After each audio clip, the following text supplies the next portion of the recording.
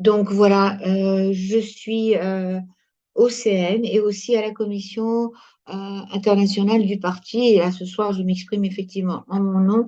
Et je pense qu'après tout, c'est-à-dire ces deux interventions, l'intervention de Franck et de Stéphanie, le fait de revenir un tout petit peu sur ce dont nous disposons pour pouvoir rebondir et mener cette bataille, nous pouvons nous appuyer sur les décisions, c'est-à-dire sur les décisions de notre congrès, le dernier.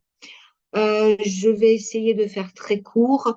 Au 39e congrès, nous avons réaffirmé, et là je me suis basée sur l'axe 2, devant un défi de civilisation, qui va de la page 12 à la page 24 du document euh, du congrès. Donc, au 39e, nous avons réaffirmé les principes de la politique internationale et européenne du Parti communiste en précisant que, je cite, le développement de la solidarité avec les forces progressistes et communistes et les mouvements sociaux aux prises avec la répression et des mesures d'interdiction, le combat pour la défense des droits humains et la libération des prisonniers politiques, la lutte contre les mesures de répression prises à l'encontre des journalistes, des intellectuels, des militants communistes et progressistes, la liberté d'expression, d'opinion et de conscience, tout autant que la défense du droit des peuples et des nations à l'autodétermination et à la souveraineté contre les forces d'occupation et d'agression impérialiste, nous l'avons mis en cadre en tant que principe.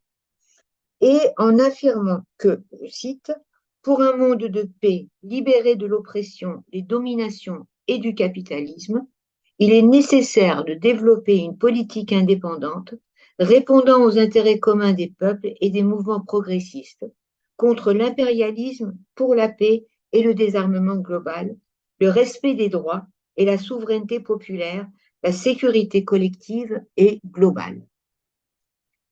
Donc, euh, si on vient qu'à la chute du mur de Berlin et des pays européens du bloc socialiste, le capitalisme triomphant déclarait la fin de l'histoire et l'impérialisme états-unien sa domination totale sur le monde, et ben, on constate qu'aujourd'hui, la fin de l'histoire n'a pas eu lieu et que le monde se recompose.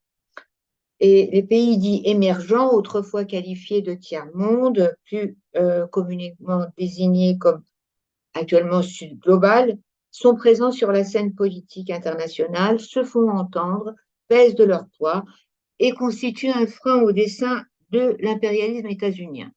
Sur cette recomposition, je me réfère à nouveau au document du Congrès, nous disons, alors là j'ai dû résumer, hein, il y a des pans entiers, la Chine accède à un statut de puissance mondiale et n'est plus une puissance régionale.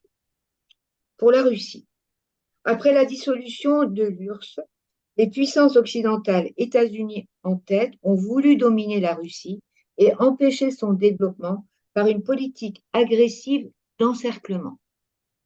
Et la Russie veut retrouver une certaine influence internationale. Je cite encore des pôles régionaux ou des esquisses dominés par des gouvernements nationalistes et réactionnaires tels que l'Arabie saoudite, l'Inde, l'Iran, Israël ou la Turquie cherchent à se positionner dans cette recomposition. Alors si nous revenons à l'échec de la politique néocoloniale de la France mise en place depuis De Gaulle, euh, l'échec flagrant, nous voyons au niveau de l'Afrique, les peuples sont déterminés à prendre leur destin en main et ne supportent plus les ingérences extérieures. Et dans ce monde en plein bouleversement et changement de rapport de force, l'impérialisme états-unien et ses alliés occidentaux ont fait, continuent et feront tout pour maintenir leur domination, quel qu'en soit le prix. Et la guerre ou les guerres ont été et continueront à être des options.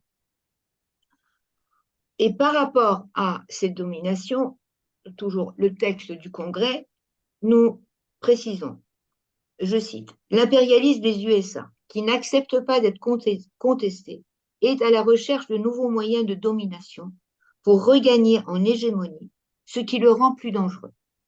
Armes politiques, le front des démocraties, définis comme les alliés des États-Unis, arme économique par la domination de ces multinationales, sa suprématie monétaire, énergétique, arme des lois extraterritoriales illégales en droit international imposées aux pays et entreprises désignées par eux comme ennemis et arme de l'OTAN. Donc, ces derniers temps, nous avons vu que les États-Unis, poussés par l'Allemagne et le Japon, ont poussé l'Allemagne et le Japon vers une militarisation. Avec l'adhésion de la Finlande et la Suède, ils contrôlent avec leurs bras armés l'OTAN, l'espace nord-américain. L'OTAN déploie une grande partie de ses forces militaires en Asie et dans le Pacifique. Et parallèle aux accords AUKUS, Australie, Grande-Bretagne, États-Unis, des accords militaires entre les USA, la Corée du Sud, Taïwan et les Philippines sont en cours. Et les seuls qui aient intérêt à la poursuite de l'élargissement des guerres sont les USA-OTAN.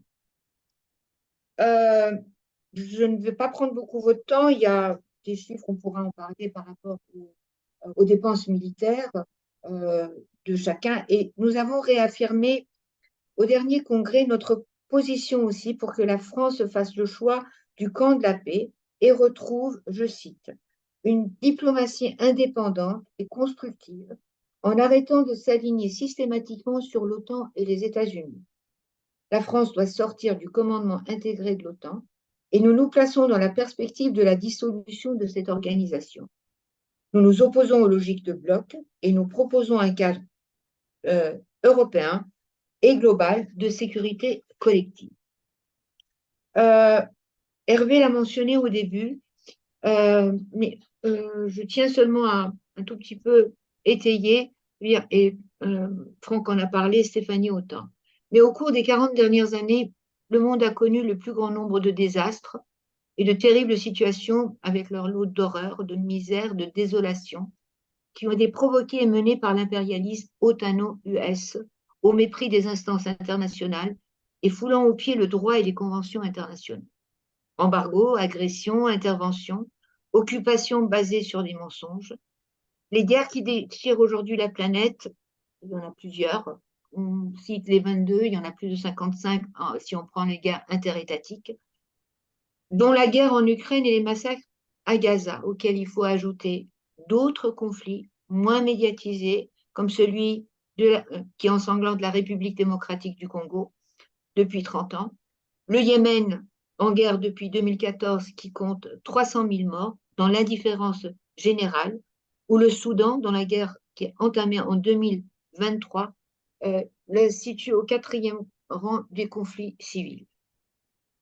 Tout cet ensemble révèle la dramatique exacerbation des rapports de domination et de politiques de puissance et impérialiste dans le cadre de la crise de la mondialisation capitaliste. Alors, je terminerai en partageant à nouveau nos analyses et du Congrès sur les nouvelles potentialités. Partout, l'exploitation capitaliste, je cite, l'exploitation capitaliste, les discriminations et les dominations sociales et politiques sont contestées.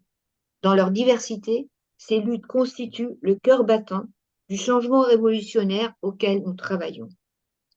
Elles sont les ferments d'une alternative possible dans un monde plus interdépendant.